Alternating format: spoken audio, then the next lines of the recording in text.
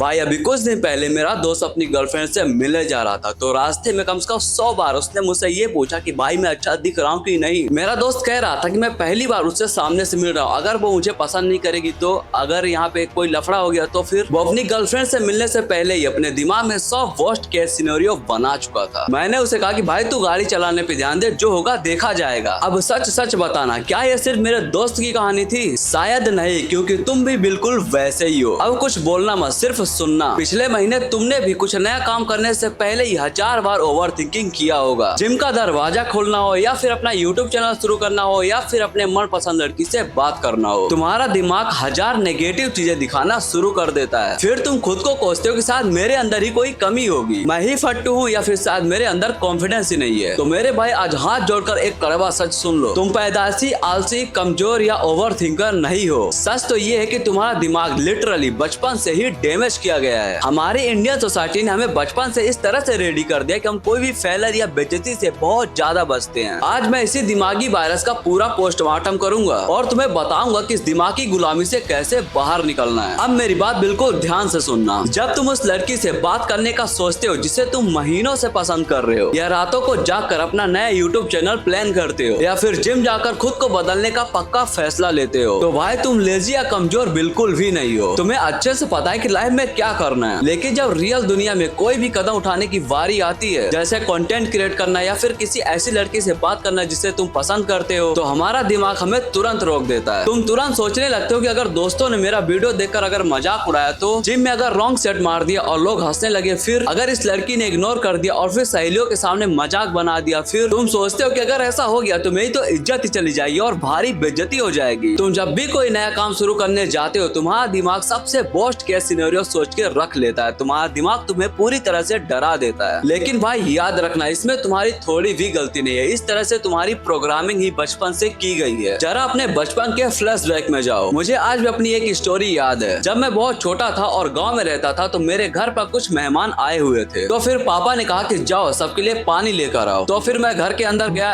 एक बड़े लोटे में पानी लिया और एक छोटी गिलास में पानी लिया, और दोनों हाथ से पानी लेकर मैं आ रहा था। आंगन में सब लोग बैठे थे और मैं पानी लेकर जा रहा था। जैसे मैं दरवाजा से निकला, तो जो गिलास में पानी था एक हाथ में, मैंने उससे आधा गिलास पानी पी लिया, और फिर जो आधा गिलास झूठा हुआ पानी था और जो एक लोटा भरा हुआ पानी था, वही जाकर मैंने टेबल में रख दिया। किसी को इससे कोई भी दिक्कत नहीं थी। मेहमान को अच्छी तरह पता था कि मैं तो अभी बच्चा हूँ। सब लोगों ने पानी पी लिया, और जब वो चले गए तो फिर मेरे पापा ने मुझे बहुत ज्यादा मारा और लिटरली उठाकर डायरेक्ट कांटे में फेंक दिया। उस दिन मेरे छोटे से दिमाग ने एक बात हमेशा क्लियर रिकॉर्ड कर ली थी, पब्लिक में गलती करने का मतलब है मौत और सजा। पापा ने मुझे पानी के लिए नहीं मारा था, बल्कि इसलिए मारा था क्योंकि उन्हें लग रहा था कि मेहमानों के सामने उनकी बेइज्जती हो गई है। और यही है हमारी इंडियन रियलिटी। हमारे घरों में कभी भी गलती से सीखने का हिस्सा माना ही नहीं गया। उसे हमेशा इज्जत और बेइज्जती के तराजू पे तौला गया। हमें बचपन से सिखाया गया है कि अगर तुम चुपचाप बैठे रहोगे और कोई भी गलती नहीं करोगे, तब भी जाकर तुम एक अच्छे लड़के हो। और आज जब तुम नया यूट्यूब चैनल शुरू करते हो और कैमरा के सामने आने की हिम्मत करते हो, या किसी अनजान पर्सन से बात करने की सोचते हो, तो तुम्हारा दिमाग मोटिवेशन की कमी से नहीं, बल्कि बचपन के डर और बेइज्जती से तुम्हें बचाने की कोशिश करता है, जिस वजह से तुम्हें फ्रेश कर देता है। तुम्हें लगता है कि तुम आलसी हो, पर सच तो ये है कि तुम अंदर से डरे हुए हो। और इसी के चक्कर में तुम्हारा दिमाग तुम्हारी पूरी लाइफ को एवरेज बनाकर छोड़ेगा। ये बेइज्जती का डर सिर्फ हमारे घरों तक सीमित नहीं था। हमारे स्कूलों ने भी हमारे कॉन्फिडेंस को खत्म करने में कोई भी कसर नहीं छोड़ा। मुझे याद है कि कोरोना के बाद जब मैं इंग्लिश मीडियम से हिंदी मीडियम में गया, एक दिन सर ने मुझे बोर्ड पर बुलाया। मैंने पूरी हिम्मत जुटाई, और क्योंकि मैं इंग्लिश मीडियम से था तो मुझे हिंदी उतने अच्छे से नहीं आ पा रही थी, लेकिन फिर भी मैथ के सवाल को मैंने हिंदी में करने की कोशिश की। लगभग 90% तक मैंने सवाल को सोल्व कर दिया था। सिर्फ लास्ट में थोड़ा सा बच गया था, जहाँ पर थोड़ी मिस्टेक हो गई थी। मुझे शाबाशी मिलनी चाहिए थी कि मैंने कोशिश की। भले से मैं इंग्लिश मीडियम में था, फिर भी मैंने मैथ का सवाल हिंदी में करने का पूरा ट्राई किया, और मैंने 90% सही भी किया था। लेकिन फिर जानते हो क्या हुआ? उस लास्ट के 10% की गलती के लिए सर ने मुझे भयानक तरीके से पूरे क्लास के सामने डांटा और 2 थप्पड़ खींच के मारा। उस वक्त मैं बच्चा नहीं था, बड़ा हो चुका था, लेकिन उस क्लासरूम के सामने हुई बेइज्जती ने मेरे अंदर नफरत भर दी। उस पूरे साल मुश्किल से मैं सिर्फ 10 से 12 दिन स्कूल गया। भाई यही हमारे एजुकेशन सिस्टम का सबसे बड़ा फेलियर है। उस दिन मैं क्लासरूम में स्कूल जाना नहीं छोड़ा था, बल्कि मेरे दिमाग ने कोशिश करना ही छोड़ दिया था। उस एक थप्पड़ ने मेरे सबकॉन्शियस माइंड में बात बैठा दी थी कि अगर तुम 100% परफेक्ट नहीं हो तो तुम्हें